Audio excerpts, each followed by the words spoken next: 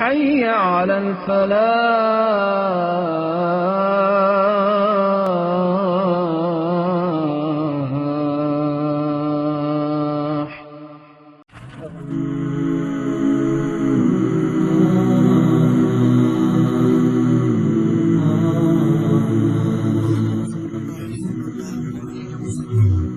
قرآن کی ایک سورہ عبس، اس کی شروعات ایک بظاہر بہت عام سے انسانی لمحے سے ہوتی ہے، ماتھے پہ بل آنا۔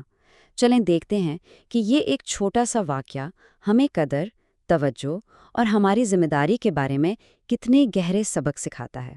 تو سوال یہ اٹھتا ہے کہ ایک انسان کے ماتھے پہ آئی تیوری ہمیں ہر چیز کے بارے میں کیا سکھا سکتی ہے؟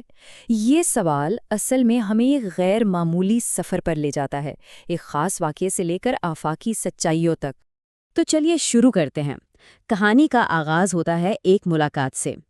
ایک طرف ماتھے پر ایک تیوری ہے اور دوسری طرف ایک نابینا شخص۔ ذرا منظر تصور کیجئے، اللہ کے رسول قریش کے بڑے بڑے متکبر سرداروں کو دین کی دعوت دے رہے ہیں، یعنی ایک بہت ہی اہم لمحہ ہے۔ سوچ یہ ہے کہ اگر یہ لوگ مان گئے تو شاید پورا معاشرہ ہی بدل جائے۔ اور ٹھیک اسی وقت ایک غریب، نابینا لیکن دل کا سچا انسان عبداللہ ابن مکتوم وہاں آ جاتا ہے اور کچھ سیکھنے کے لیے اس گفتگو میں مداخلت کرتا ہے۔ یہ سلائیڈ اس پوری صورتحال کا جو مرکزی نقطہ ہے نا، اس کو بالکل واضح کر دیتی ہے۔ دیکھیں، ایک طرف ہیں وہ ایلیٹ لوگ جنہیں اس پیغام سے کوئی پرواہ نہیں، وہ چاہتے ہیں کہ انہیں وی آئی پی ٹریٹمنٹ ملے، گھمنڈی ہیں، متکبر ہیں۔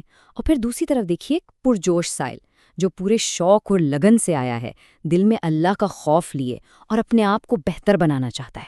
اب اس واقعے کے بعد جو وحی نازل ہوئی وہ صرف ایک ڈانٹ نہیں تھی، نہیں، بلکہ جیسا کہ مفسرین بتاتے ہیں یہ ایک بہت ہی شفقت بھری، محبت والی سرزنش تھی۔ اور یہ سمجھنا بہت ضروری ہے کہ یہ ڈانٹ کسی اخلاقی غلطی پر نہیں تھی، بلکہ یہ ایک بہترین مقصد کو حاصل کرنے میں تھوڑا سا جوش زیادہ دکھانے پر ایک اصلاح تھی۔ اللہ کے رسول ان بڑے رہنماؤں کی ہدایت کے لیے اتنے فکر مند تھے کہ ایک سچا طالب علم ان کی پوری توجہ حاصل نہیں کر سکا۔ نیت تو بالکل ٹھیک تھی، بلکہ قابل تعریف تھی، لیکن حکمت عملی کے لحاظ سے بہتر راستہ کچھ اور تھا۔ امام فراہی اس نقطے کو ایک بالکل نئے انداز سے سمجھاتے ہیں۔ وہ پوچھتے ہیں، یہاں اصل میں ڈانٹ کس کو پڑ رہی ہے، چرواہے کو یا بھٹکی ہوئی بھیڑوں کو؟ اس اینگل سے اگر دیکھیں تو اصل جھاڑ تو ان مغرور سرداروں کو پلائی جا رہی ہیں جن کے لیے یہ پیغام تھا، نہ کہ اس چرواہے کو جو اپنے ریوڑ کی فکر میں تھا۔ تو اب اس واقعے سے ذرا آگے بڑھتے ہیں اور خود اس پیغام کی عظمت اور اس کے سٹیٹس کی طرف آتے ہیں۔ آخر یہ پیغام اپنی قدر و منزلت کیسے بیان کرتا ہے؟ قرآن اپنے آپ کو تذکرہ کہتا ہے، مطلب ایک یاد دہانی۔ یہ ایک آفر ہے جس کا دل چاہے قبول کر لے، اسے کسی پر تھوپا نہیں جا سکتا، اور اس کی ویلیو اس بات پر نہیں ہے کہ کوئی مغرور شخص اسے مانتا ہے یا نہیں۔ یہ کوئی ایسی چیز نہیں جسے منت سماجت کر کے یا کسی کی ناز برداری کر کے پیش کیا جائے۔ اور اس پیغام کی عظمت پر مزید زور دیا گیا ہے۔ کہا گیا کہ یہ معزز اوراق میں لکھا ہے، بلند و بالا ہے، ہر قسم کی آلائش سے پاک، اور اس کی حفاظت کرنے والے کاتبین وہ بھی خود باعزت اور امین ہے۔ مطلب پیغام بھی اعلیٰ اور پیغام لانے والے بھی اعلیٰ مرتبے کے حامل ہیں۔ اب گفتگو کا رخ ایک خاص واقعے سے مڑ کر انسانی تکبر کے خلاف ایک آفاقی دلیل کی طرف جا رہا ہے۔ اور یہاں سورہ سیدھا تکبر کی جڑ پر وار کرتی ہے، کیسے؟ انسان کو اس کی حقیر سی ابتدا یاد دلا کر۔ یہ ان سب کے لیے ایک چیلنج ہے جو خود کو کچھ سمجھتے ہیں اور بھول جاتے ہیں کہ وہ آئے کہاں سے ہیں۔ ذرا انسانی زندگی کے ان مراحل پر غور کریں۔ ایک سیال کے قطرے سے بنایا گیا، پھر اس کے لیے زندگی کا راستہ آسان کیا گیا، پھر موت اور قبر اس کا مقدر بنی، اور آخر میں جب اللہ چاہے گا اسے دوبارہ اٹھایا جائے گا۔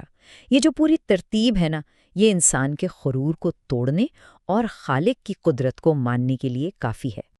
اور اگر اپنی تخلیق کی دلیل بھی کافی نہیں تو سورہ ایک اور میدان سے ثبوت لاتی ہے، ہماری روزمرہ کی زندگی سے، تاکہ جواب دہی کا احساس اور بھی پختہ ہو۔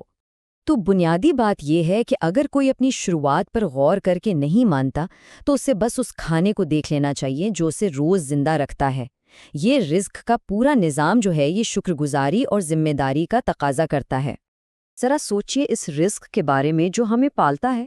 سب سے پہلے غلہ، جو دنیا بھر میں انسانی خوراک کی بنیاد ہے۔ پھر انگور اور طرح طرح کی سبزیاں جو ہماری زندگی میں رنگ اور ذائقہ بھر دیتی ہیں۔ زیتون اور کھجوریں جو صحرا جیسی جگہ پر بھی توانائی اور غذائیت کا ایک انمول خزانہ ہیں۔ اور یہ لسٹ یہاں ختم نہیں ہوتی، بلکہ گھنے باغات، قسم قسم کے پھل اور جانوروں کے لیے چارہ، یہ سب اس بات کی گواہی دے رہا ہے کہ کوئی عظیم منصوبہ ساز ہے جو یہ سب کچھ مہیا کر رہا ہے۔ یہ تمام دلائل انسان کی تخلیق سے لے کر اس کے رزق تک، یہ سب ہمیں ایک ہی نتیجے کی طرف لے جاتے ہیں: حساب کا دن، وہ دن جب ہر عمل کا نتیجہ سامنے آئے گا۔ سورہ کا اختتام الصاخۃ کے ذکر پر ہوتا ہے، یعنی کان پھاڑ دینے والی چیخ۔ وہ دن جب سارے دنیاوی رشتے ٹوٹ جائیں گے اور ہر شخص کو صرف اور صرف اپنی فکر ہوگی، نہ بھائی، نہ ماں باپ، نہ اولاد، ہر کوئی بالکل تنہا ہوگا۔ اور اس دن دو گروہوں کا انجام بالکل مختلف ہوگا۔ ایمان والوں کے چہرے روشن ہوں گے، وہ مسکرا رہے ہوں گے، خوشیاں منا رہے ہوں گے، جبکہ انکار کرنے والوں کے چہروں پر اداسی اور مایوسی چھائی ہوگی اور انہیں تاریکی نے ڈھانپ رکھا ہوگا۔ یہ بالکل وہی تضاد ہے جس کی طرف سورہ کے شروع میں اشارہ کیا گیا تھا۔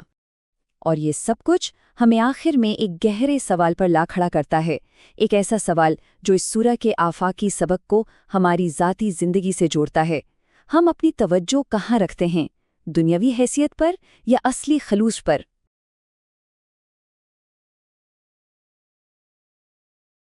امام مالک رحمہ اللہ تعالی کا قول ہے، دنیا میں کوئی ایسا شخص نہیں ہے کہ جس سے اختلاف نہ ہو سکے سوائے آپ صلی اللہ علیہ وآلہ وسلم کے۔